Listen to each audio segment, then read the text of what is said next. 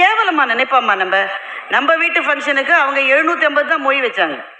கூட 50 ரூபாவை போட்டு 800 வேணா வைக்கலாமே தவிர 1000 எதுக்கு? உங்களுக்கு அப்படி ஒரு கல்யாணம், உங்க வீட்டில் ஒரு ஃபங்க்ஷன் நடந்ததே உங்களுக்கு ஞாபகம் இருக்காது. ஆனால் அந்த ஃபங்க்ஷன் எப்போ நடந்தது, அதுக்கு எவ்வளவு மொய் வந்தது, அதுக்கு என்ன கலர் சாரி அவங்க கட்டினாங்க, எல்லாம் அவங்களுக்கு ஞாபகம் இருக்கும்.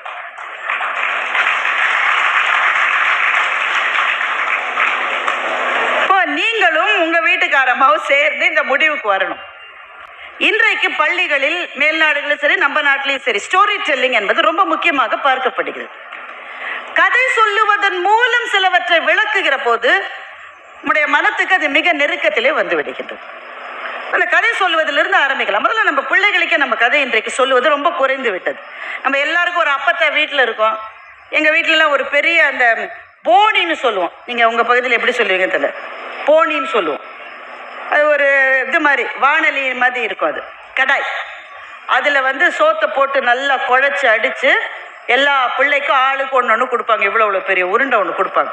கூடவே ஒரு கதை. பெரும்பாலும் ஒவ்வொரு வீட்டில் ஒவ்வொரு கதை சொல்லுவாங்க. இப்போல்லாம் ஒரு அப்பத்தாவையும் காணும், எங்கே போச்சுன்னு தெரியல. அப்பத்தாவையும் காணும், கதையும் காணும். அந்தந்த வீட்டில் ஒவ்வொரு அப்பத்தா இருந்தால் பேரன் பேத்தியோட ரிமோட்டு சண்டை போட்டுட்டு இருக்கு. காக்கா நரி பாடுன்னு சொல்லிச்சுல்ல, அது வாயில வடையோட அந்த காக்கா பாடு, is the crow that foolish அப்படின்றோம்.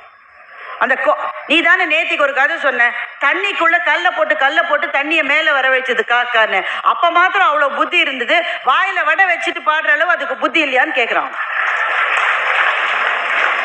இப்போ கதைகளை சொல்லுகிற போது நம் குழந்தைகள் கேள்வி கேட்டால் அதெல்லாம் கேட்கக்கூடாது, கொன்றுவேன், சொன்ன கதையை கேளு என்று சொன்னால் அவர்கள் முன்னால் பொருளற்றவர்களாக நாம் நிற்கின்றோம். எனவே அவர்களினுடைய அறிவு தளத்திலே இருந்து அந்த கதைகளை மாற்றி சீரமைக்கின்ற ஒரு பொறுப்பும் இன்றைய பெற்றோர்களான, இன்றைய ஆசிரியர்களான, இன்றைய படைப்பாளிகளான நமக்கு இருக்கிறது.